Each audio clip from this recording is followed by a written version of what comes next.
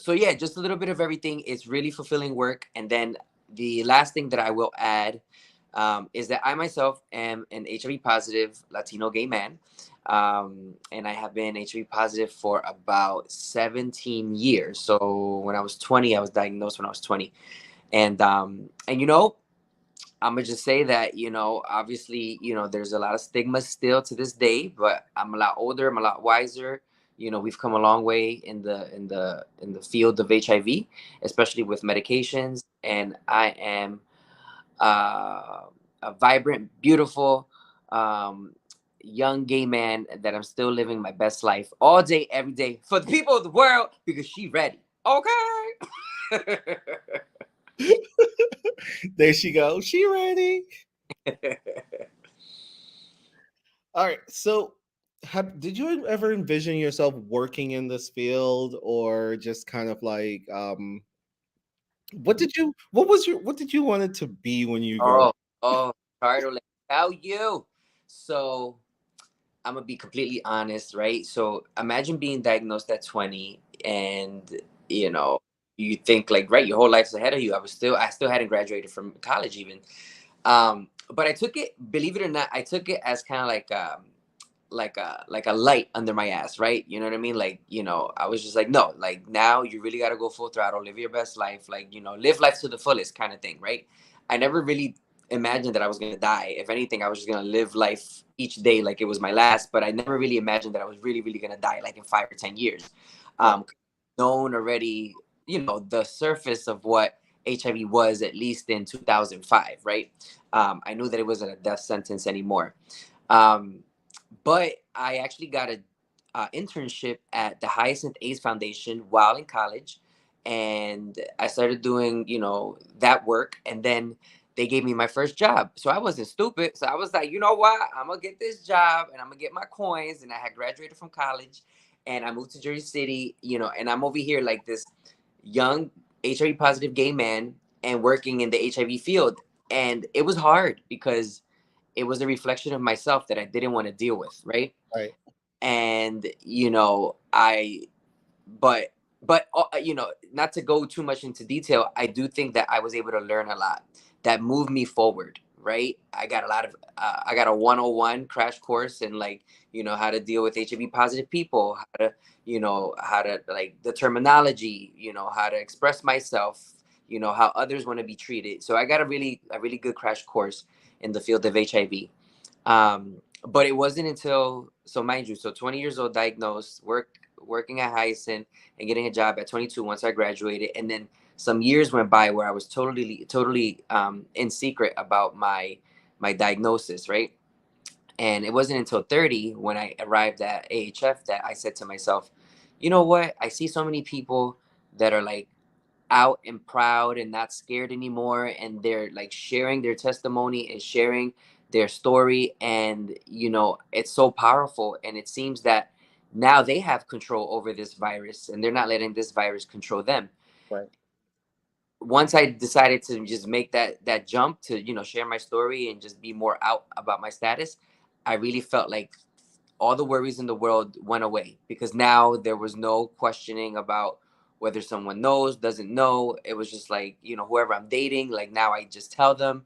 Now people on social media will, sometimes they'll be like, oh my gosh, like you're so brave to like share your story. But also, I just wanted to let you know that thank you for sharing, because I myself am too, and I'm actually searching for help, right? Especially during the pandemic, a Yeah. lot of people reached out to me, because I would post like, hey, look, if you lost your insurance, you lost your job, I myself am HIV positive, like don't feel like you're alone, like there's resources out there. And so many people came out the woodworks, and I was just like, don't worry, like confidentiality is like my middle name. I'm not gonna out you, like I'm gonna help you to the best of my ability.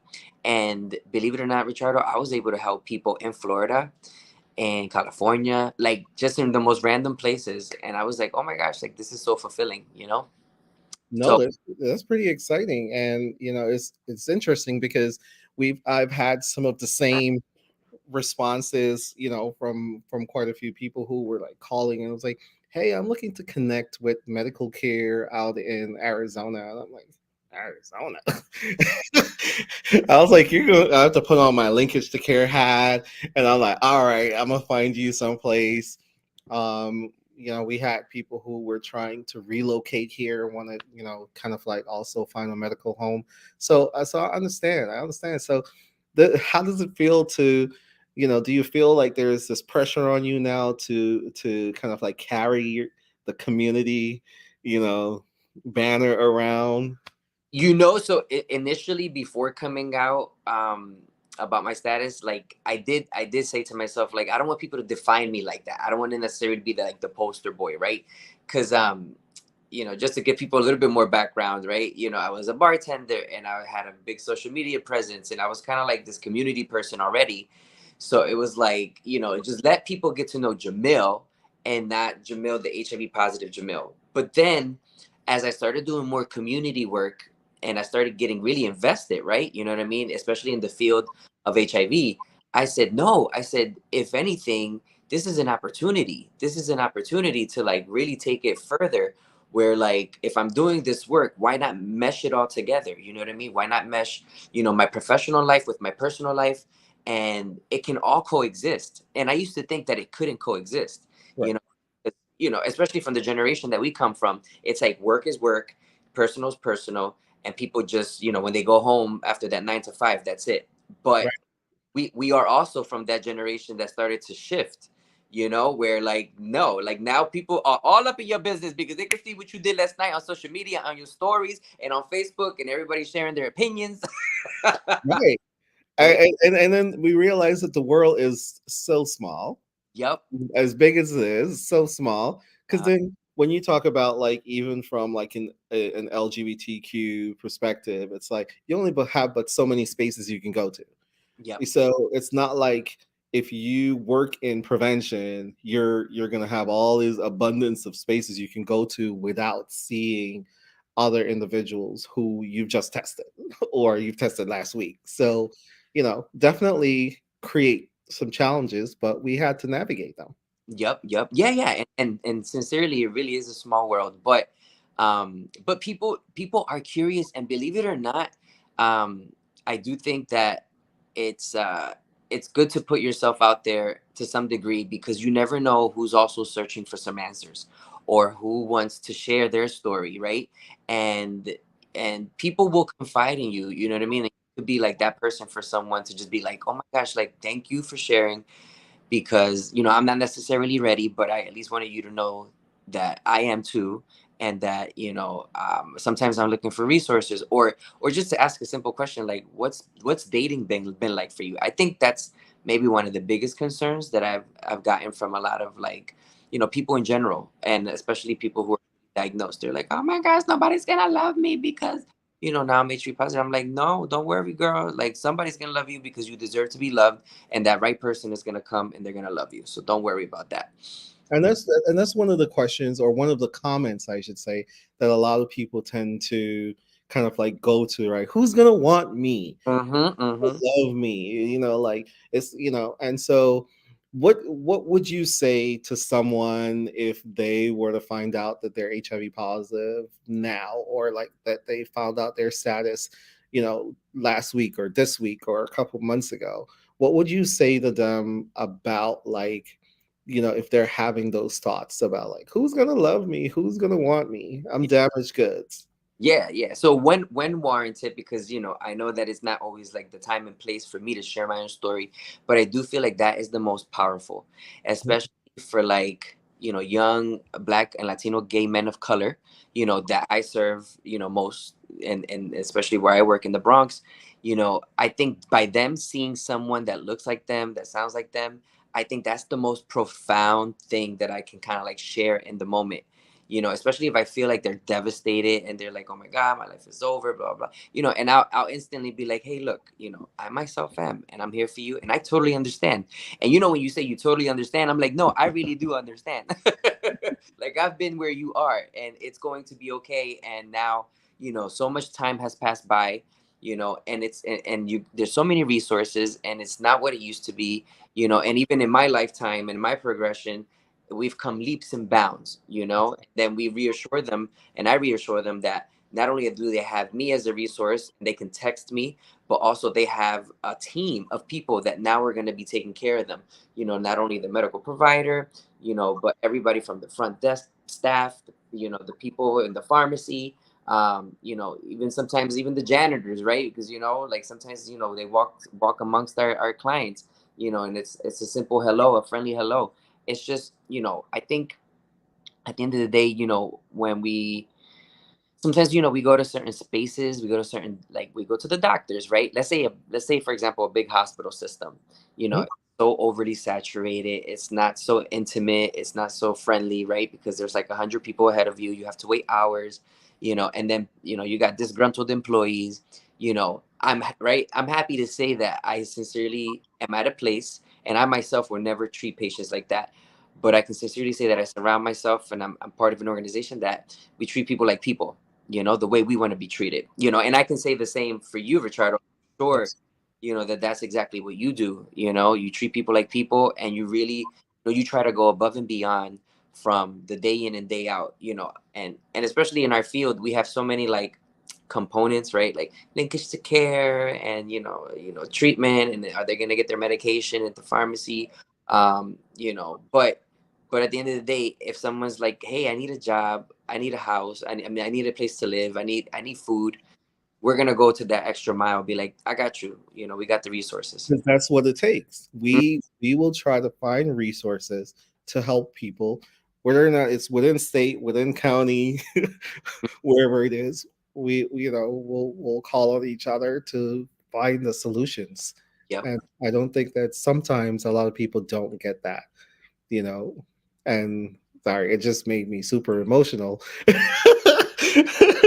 That people sometimes don't really understand, like when someone comes in front of them for services, that it's not about pushing paper, it's not about, oh, I got to get through my list of clients. It's about really seeing the individual as an individual and really just working towards helping them to get the help that they need. Yeah. Yeah. No, no, no. I totally agree. And and people, you know, think about it. Like, you and I, we go into any space, we're greeted at a front desk, or we ourselves go to any appointment, and we're not stupid. And for anyone to ever assume that other people are like not paying attention, or that they're not gonna get it, or they're not gonna feel it, right? Because Mhm. humans, we're we use our instincts, we use our emotions, and I think we just really have to be aware that just when you think that people are not paying attention, people are paying attention. So treat them like people, and just make sure that you're aware that they're aware, so that you can get the best experience out of it. you know Okay.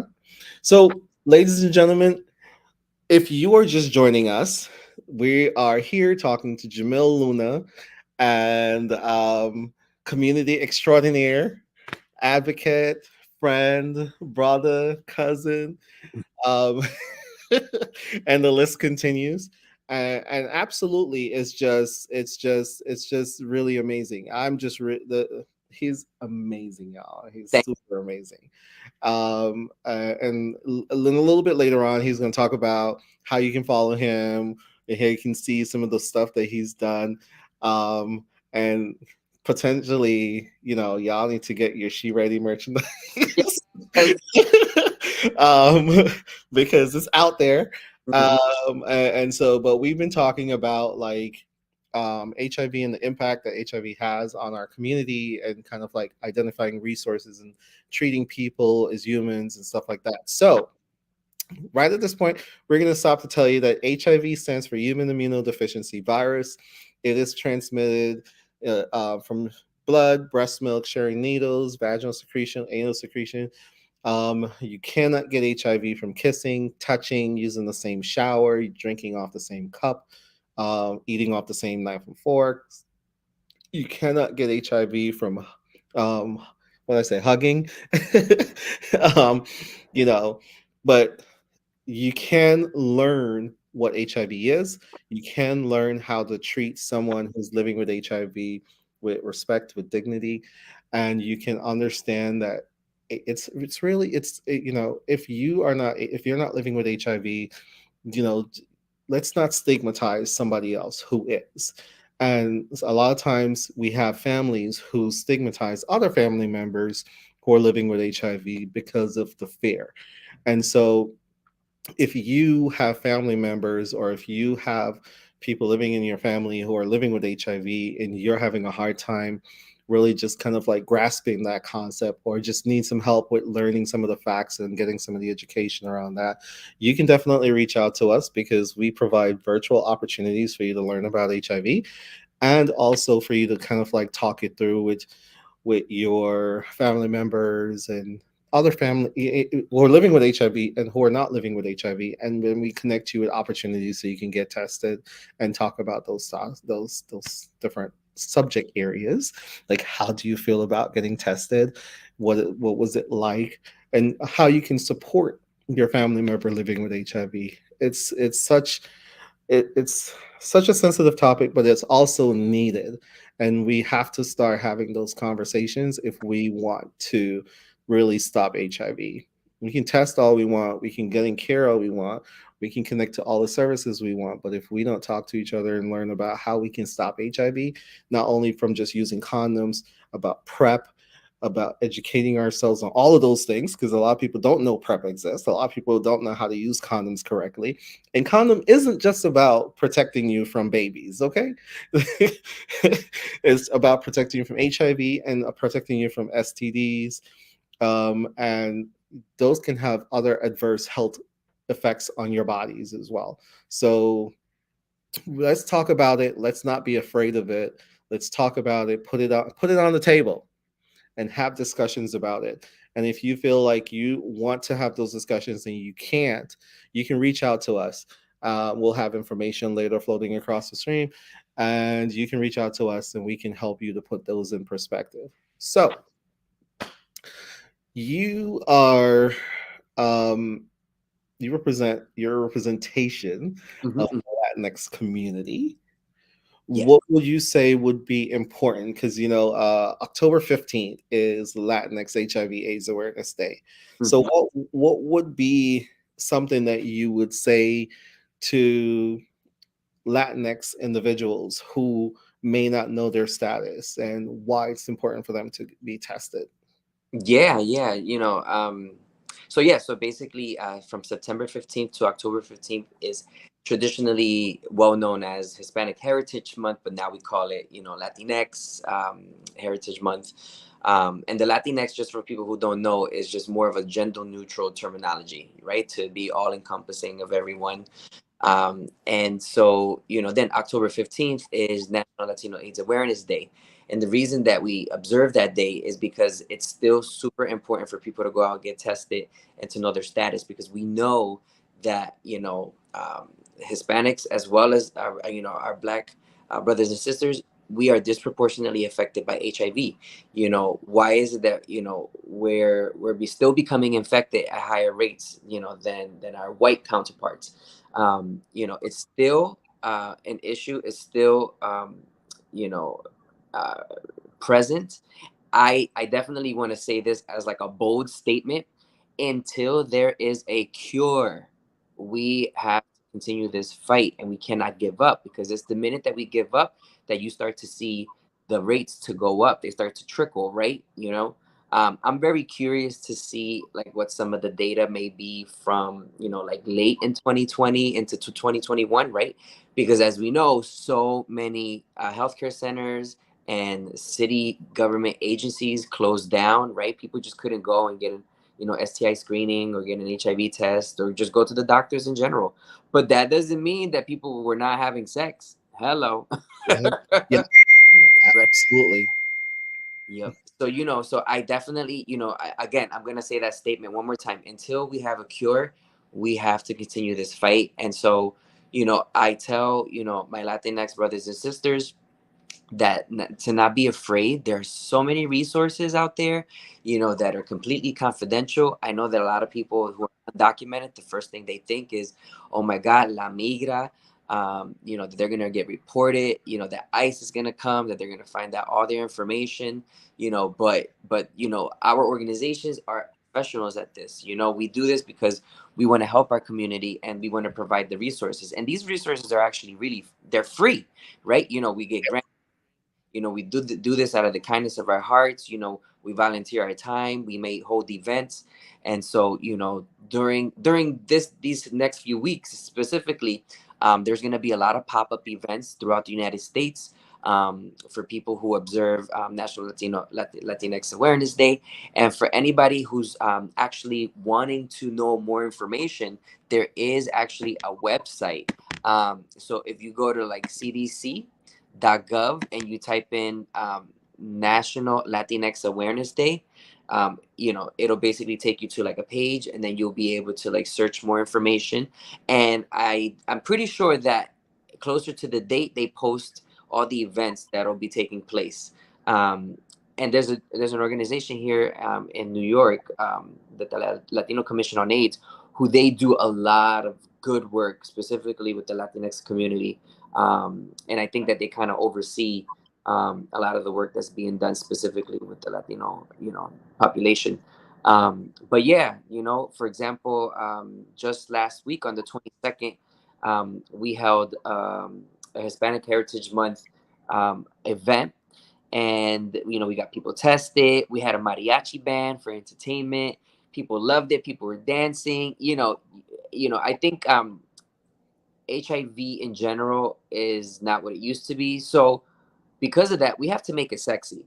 You know, we have to make it entertaining. We have to see what's going to bring people out, right? You know, so you know, we wanted people to like enjoy themselves, but also like be educated about, hey, look, this is what you can do. These are the resources available, and you know, these are the risk factors.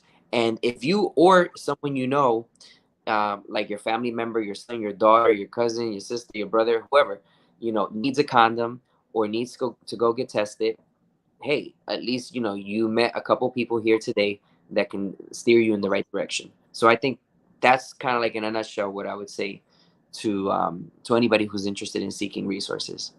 And also, like in different states, your local county health departments will have information on like local events that are happening. So I know, like here in Palm Beach County, our local health department gets collects that information ahead of time and shoots it out to different organizations, different people on their mailing list, so they can so you know like what communities are having. And I think for us, um, we have we're participating in another agency's event.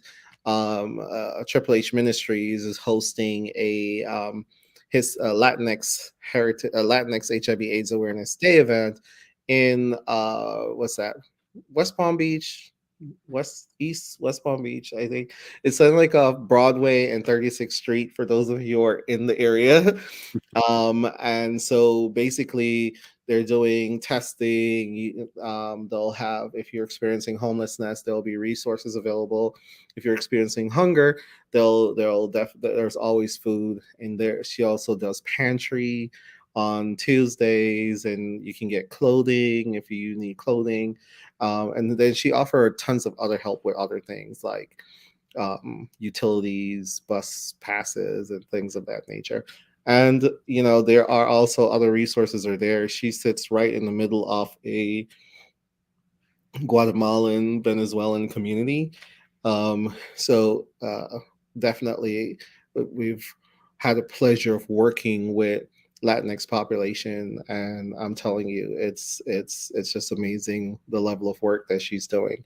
And so we have to work together if we're going to end it, because we definitely have to work together if we're going to end it. So tell us about She Ready. She ready? Okay, so I will preface this with saying that I'm kind of like a catchphrase queen. And for quite some time, so I'm gonna start from the beginning of the catchphrases.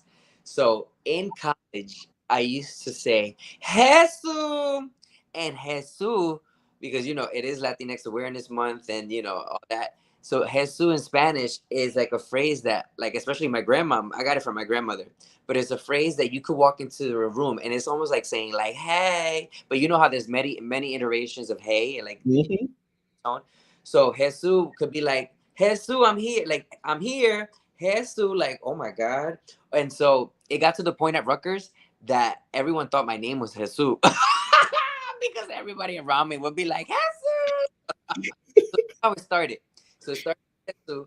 And then as I got into my 20s and social media started to become like really live, with like Instagram, it was popping and everything.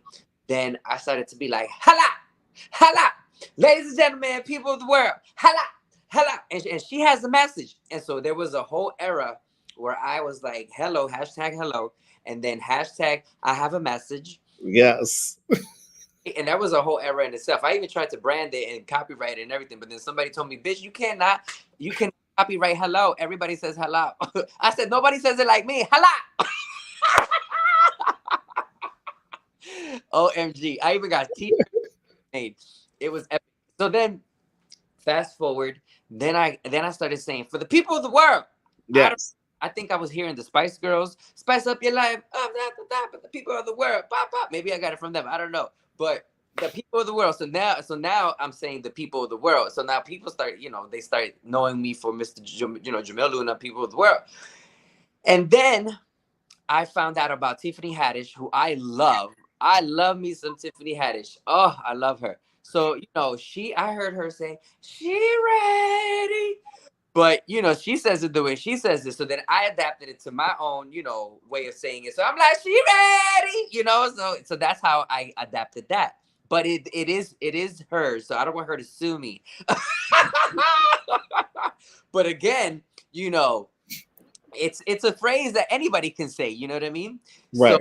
right, so but I do think it has a significance. And what I do want to say about any of my catchphrases that I've said all these years, it's to create comfort, it's to break the ice. So I do that initially to do that because I'm a person that's very aware of my surroundings and I'm very very empathetic. So whenever I go into a space, I kind of start to, I get the vibes. So I'm always the first one to try to like create like a calm or like a welcoming happy space.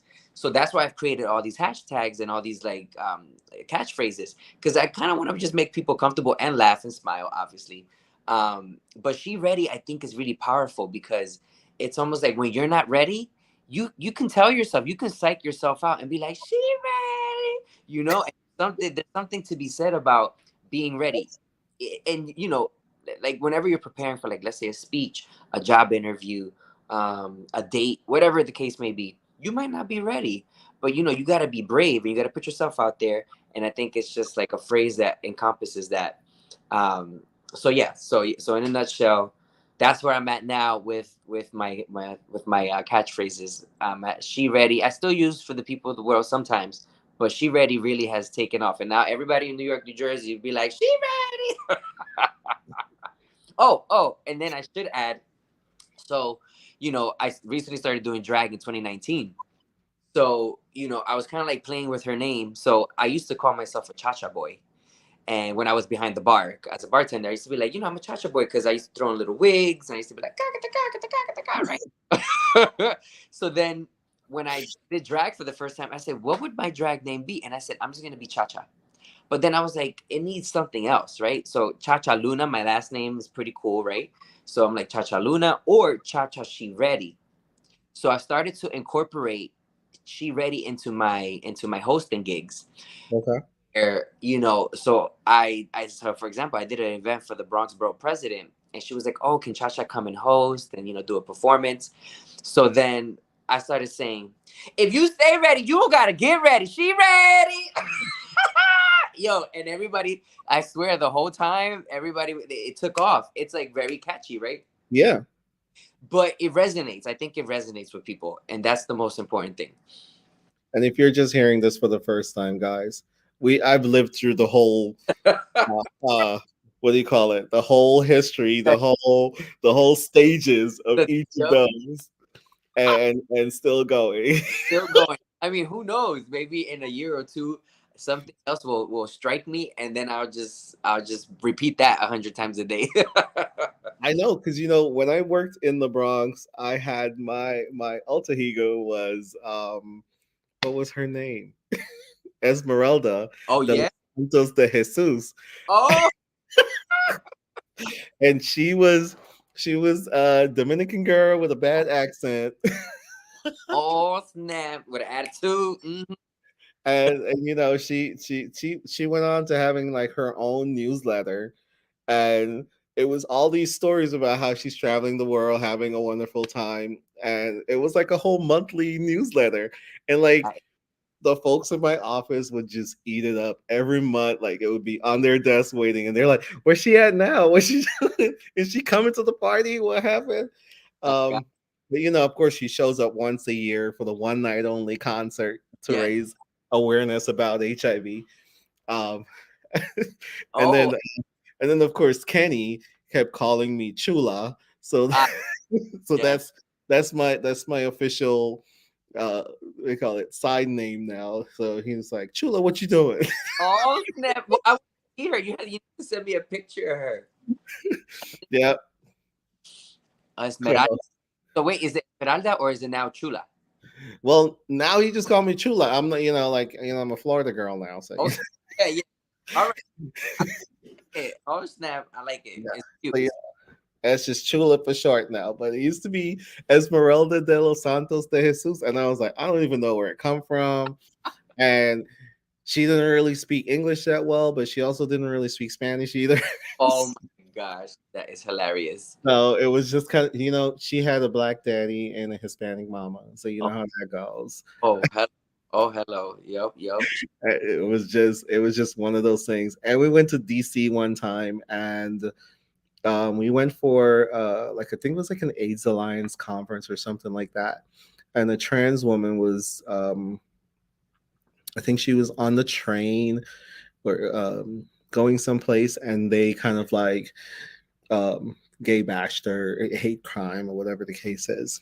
And so there's like lots of protests, and a couple of me and my friends, we literally dressed like guys, um, like cisgender men to be corrected, and then we all wore wigs, Mhm. and we was just cutting up on the train the whole time. We were just it was just big wigs, just exaggerated, because we wanted to just kind of like show our support for our trans sisters and say, hey, listen, you can't just disrespect and treat one of us like dirt, and we just take it and roll over. So we would get on that on that train. We walked around. We were just showing support in the same area that it happened, and we were just like, do it, do something. And Right. sometimes that's what it takes to show up for each other. It's just Yep. really just be present. So Yeah. I'm excited for that. So, you know, so is that the next stage of She Ready? Yeah. No. So you mean like Cha Cha? Yes. Yeah. Yeah. So I will say this, and I'm obviously, so I'm 37 now, right? So I'm late to the game in terms of. So, I'm already hormonally changed a little bit. I've gone off on the deep end, but there is something so interesting that's happening in my own mind when I do turn into her. And believe it or not, like there's not only a creative outlet that I am enjoying 100%, and I feel like evolving because like the art of makeup is a beautiful art, but it's also really hard and it's time consuming. And then the art of like the styling and all that stuff. So for example, like I just did a gig last night, and it took me 4 hours, not including shaving my hair, because you got to give the illusion, baby. You got to shave everything. I even shaved my chest hair and everything, because I was like, nobody's gonna clock me. So between shaving, between preparing, and the makeup and everything, for me to do it well, because I'm not a professional yet, with the makeup especially, it took me 4 hours. And I applaud all my drag artists out there, because it is hard work. So when they get on that stage and they look fabulous and they doing backflips and all that stuff, it took them quite some time, and it's not easy. And the heels. Hmm. performing in heels. It's not easy. It's very exhausting. Um, but I say that to say, so I enjoy it. It's a beautiful thing, um, and I plan to continue it. But there is, I'm taking it day by day. I'm taking it at my own pace. So, I'm not trying to be like necessarily like a full blown like club drag queen where I'm performing at venues like every weekend. Like that's not necessarily what I want to do. I really want to do the community type of drag where, if somebody says, "Hey, look, we have a LGBTQ plus progressive flag crosswalk painting," like I want to be at that event and I would love to be booked for that. Like last night was an art event in Jersey City, and they were like, "Oh, we would love for Chacha to come and host," and I was like, "Sure." And I did interviews, and I talked to people, and people loved how I looked, and people wanted to take pictures, and there were kids, and the kids loved, and they gravitated towards it. So there's something to be said about art. I mean, drag as an art form that is so it draws you in and it makes people happy, and that's what I've seen. I'm gonna be completely honest. Jomil Luna loves to host too, but not everybody wants to look at this man. Like they like it's harder. Like the pizzazz, right? Sometimes like people are just looking for a little something extra, and drag really creates that little extra. Um, And you can turn up the energy. You yes, can turn yes, the energy goes to like 1,000%. Like totally. you people are able to step outside of their comfort zone and step outside of their norm to Yep. just kind of like really embrace that drag experience. And Yes. also, if you're watching, I want you to do the explanation of this for me. If you're watching and you hear us talking about drag and drag queens, that does not mean transgender. So No. can you please Yes. Yes. straight to me, People. please? So we come from, let's take it back in time, right? Where, I remember going to like escuelitas in New York right? So taking it back to the old school for us at least, right? So I remember Right? people using the word tranny, all the time, right? And now we know better that, we do have, um, male to female or female to male, and we call them trans, right? They are in transition, and you have to respect that. And so, especially for like a male to female, back in the day, they would use that terminology and it was derogatory in a way, you know what I mean? Even though the girls would use that lingo amongst themselves, but what if they didn't identify like that? What if they truly were transitioning to become a woman? So drag and someone who's transitioning are two totally separate things. So for example, I like the art of drag, but I'm still a cisgender man, most of the time, right? So when I decide to become cha-cha, I am doing drag as an art form to become a woman and to create an illusion. So that's that. But then we have Jose, my friend Jose, right? And I'm just using it as an example. He doesn't really exist, but I have a friend Jose, and Jose told me, this is just an example. Hey Jamil, I'm thinking about transitioning because I've always felt like a woman in the body of a man. So Jose may go through the transition process of talking to a doctor, a provider, getting the support system around them to start transitioning so that he can now become she. And then and it's a process, right? They may go through the process of, like, let's say, growing out their own hair and taking hormones, to even doing gender reassignment surgery. So it is very different. And my suggestion to anybody that is unsure is to ask, hey, what's your name? If you don't know how, even gender pronouns, right? Just ask, hey, how do you like to be referred to?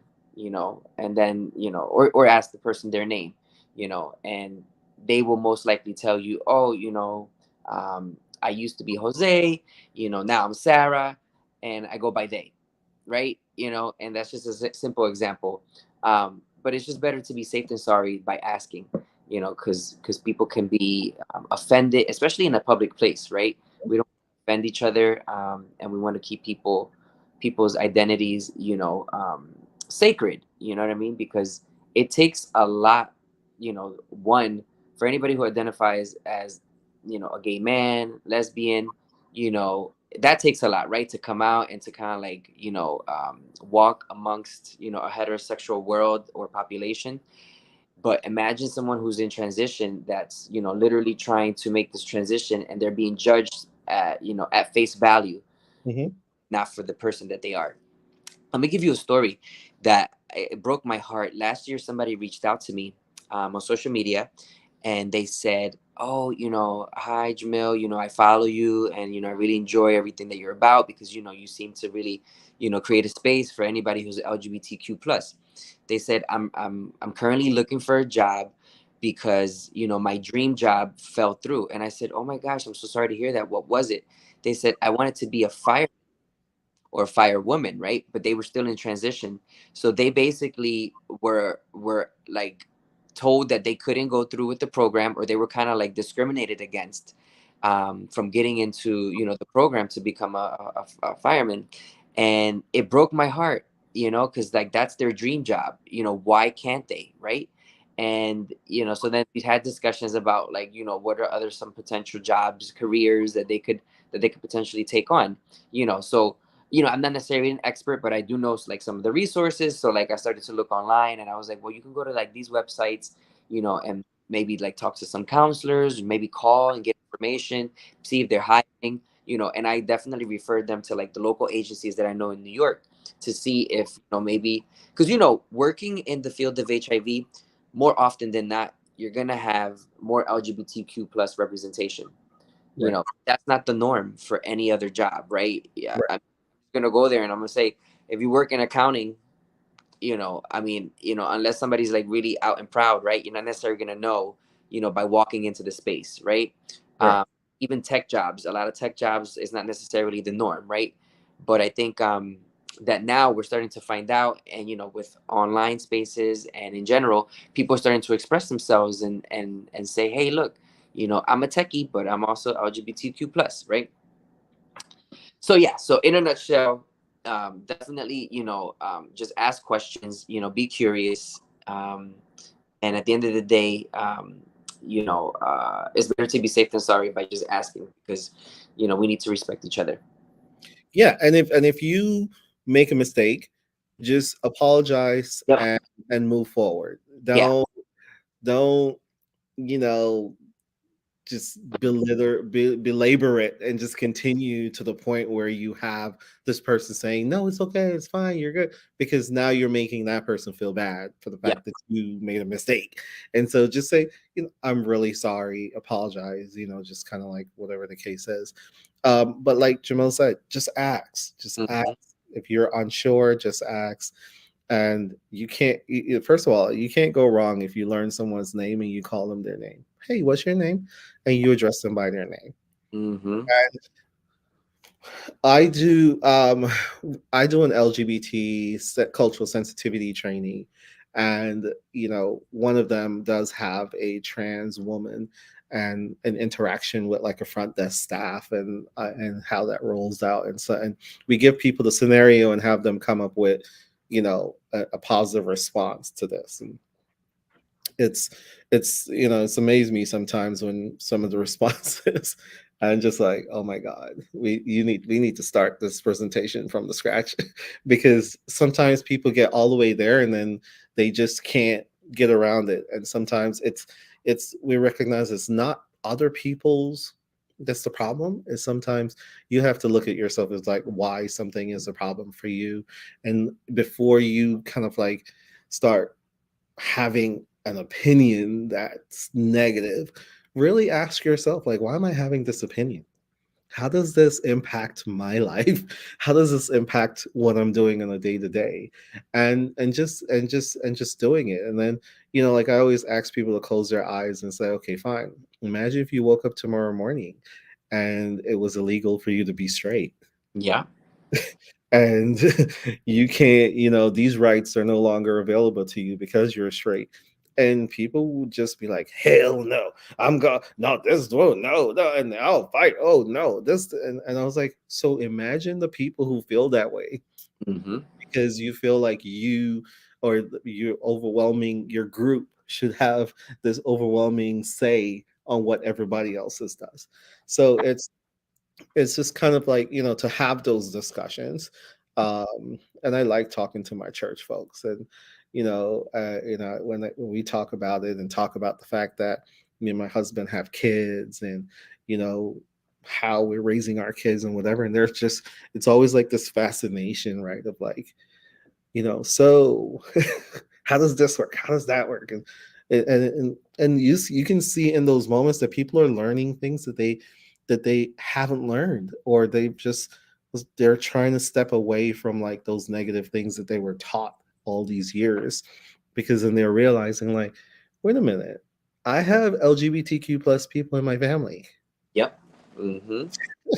How do I go from this hate-filled message that I've learned at church or out in the community or wherever all these years, to now interacting with that person sitting at my Thanksgiving table? Yep. Right. And sometimes, some of those can be very hard experiences, and Mm-hmm. some of those can be very harsh experiences on both sides of the coin, in a sense. But it's what's even harsher is when you have someone who's experienced stigma and discrimination within their own families. This can have like more traumatic, um, and trauma filled, uh, repercussions for this person. So yeah, so it's crazy. So just because you hear us talking about drag, doing drag, it doesn't mean transgender. It doesn't mean a transgender person. So please do not think that all drag personality is the trans person, and don't think that all trans people are just doing drag. Yeah. Um, please learn the difference. If you don't know the difference, please call us. We can help you. Message us in the inbox.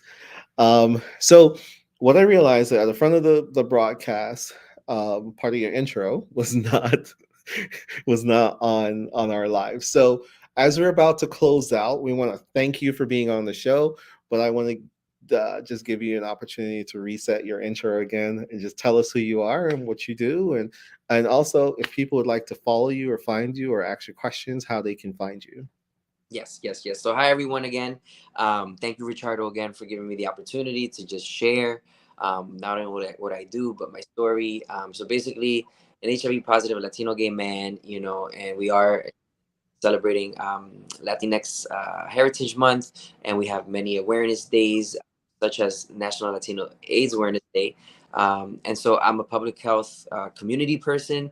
I've been working in the field of HIV for like 15 plus years.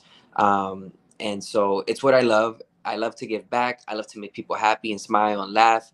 And so I have always tried to be, in some ways, non traditional in my approach. And I think that that is what speaks to not only me and my soul, but I think it speaks to the masses. And I think that we can learn from each other, in terms of like how we do this work better.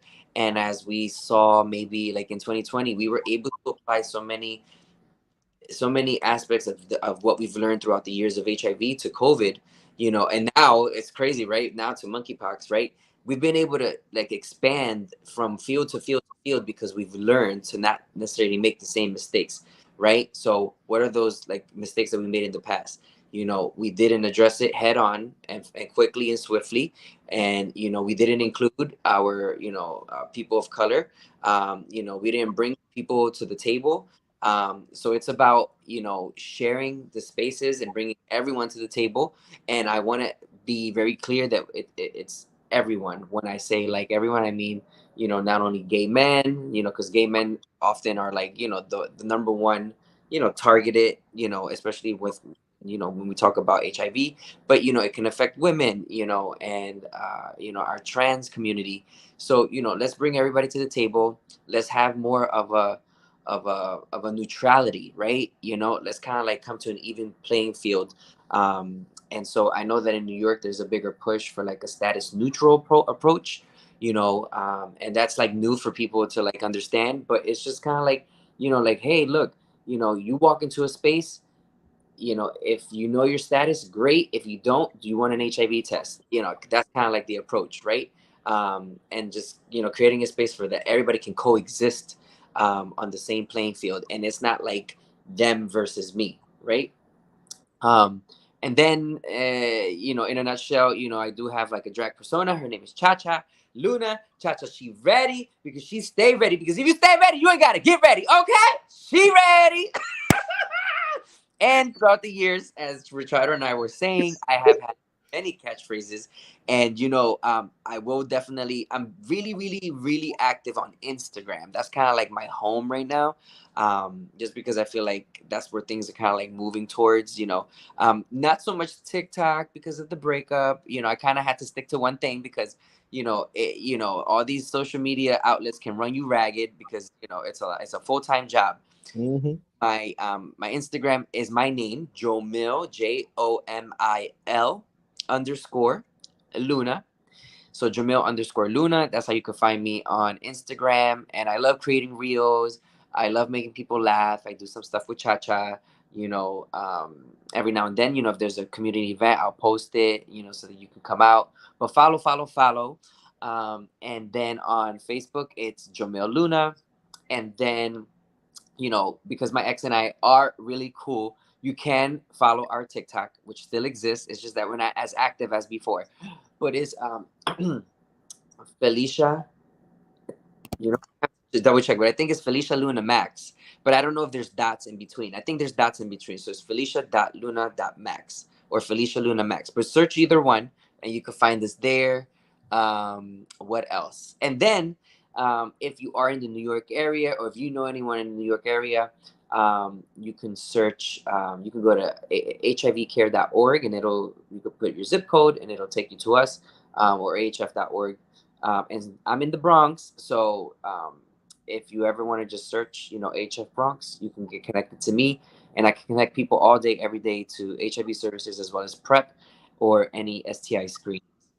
And I think that's it in a nutshell. Yep. Thank you so much for being on the show. Yes. We're gonna have to have you back. You're gonna have to come back and do a performance for us. Yeah. Right. That would be fun.